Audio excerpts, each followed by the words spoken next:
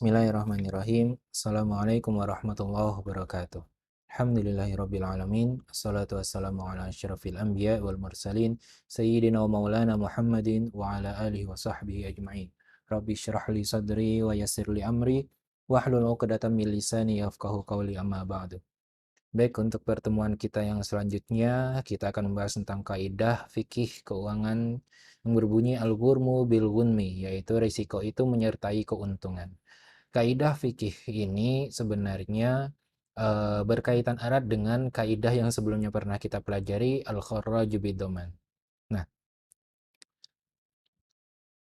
definisi dari kaidah ini yaitu al-ghurmu berarti risiko, bisa juga diartikan sebagai sebuah kerugian. Al-ghunmu yaitu sebuah keuntungan atau hasil usaha. Jadi setiap usaha itu setiap usaha bisa menghasilkan sesuatu. Nah, hasil tersebut yang disebut dengan al-ghunmu. Definisi ini kadang ulama di dalam beberapa kitab atau dalam buku yang membahas tentang kaidah ini juga kadang dibalik kalimatnya, tapi memiliki makna yang sama. Al-ghunmu bil ghurmi juga sama memiliki makna yang sama, yaitu keuntungan itu menyertai risiko. Jadi setiap ada keuntungan itu ada kemungkinan untuk mendapatkan risiko. Ada untung, bisa rugi, seperti itu. Nah, penerapan dari kaidah fikih ini eh, di dalam perbankan konvensional, dalam bank konvensional itu kita kenal salah satu produk yang ditawarkan oleh bank konvensional, produk pinjaman itu menerapkan sistem bunga. Sistem bunga yang diterapkan di perbankan konvensional ini tidak sesuai dengan kaidah yang kita bicarakan saat ini, yaitu al-ghurmu bil ghunmi. Kenapa? Karena di dalam perbankan konvensional, di bank konvensional itu keuntungan yang mereka tetapkan itu di awal dan keuntungannya itu fix, sudah ditetapkan, sudah tetap. Misalnya sekian persen gitu. Mereka memberikan pinjaman hutang misalnya untuk 100 juta dengan bunga sekian persen, misalnya 5% itu per bulan atau per tahun seperti itu. Nah, itu ditentukan di awal 5% itu yang disebut dengan bunga nantinya. Nah, mereka melakukan itu untuk mendapatkan keuntungan. Keuntungannya itu sudah didapatkan, tapi mereka tidak mau mengambil risiko. Sehingga untuk menjaga agar nasabah ini ketika prestasi, ketika gagal untuk membayar, mereka bisa mengambil keuntungan atau paling tidak mereka uangnya kembali sebesar 100 juta yang diberikan dan ditambah dengan bunga yang harus dibayarkan. Sehingga mereka menerapkan juga dalam pinjaman yang sebesar itu mereka terapkan untuk adanya agunan atau jaminan. Nah, misalnya yang dijaminkan itu adalah tanah yang harganya 100 lebih, yang jelas nilai taksirnya harus lebih dari nilai pinjaman, misalnya 120 juta. Ini tidak sesuai dengan semangat dengan kaidah al-ghurmu bil ghunmi tadi yang saya katakan, karena mereka sudah menentukan keuntungan, mereka sudah pasti untung, nggak bakal rugi. Karena apa? Karena ketika nasabah prestasi, mereka juga tetap dapat untung, dengan paling tidak mereka balik modal dan ditambah dengan keuntungan bunga yang harus dibayarkan. Misalnya tadi minjam uangnya 100 juta, misalnya kemudian bunganya yang sudah ditentukan dihitung ketika nasabah prestasi tidak bisa bayar, nilai bunganya itu sampai 20 juta. Jadi total ada 120 juta yang harus dibayar oleh nasabah.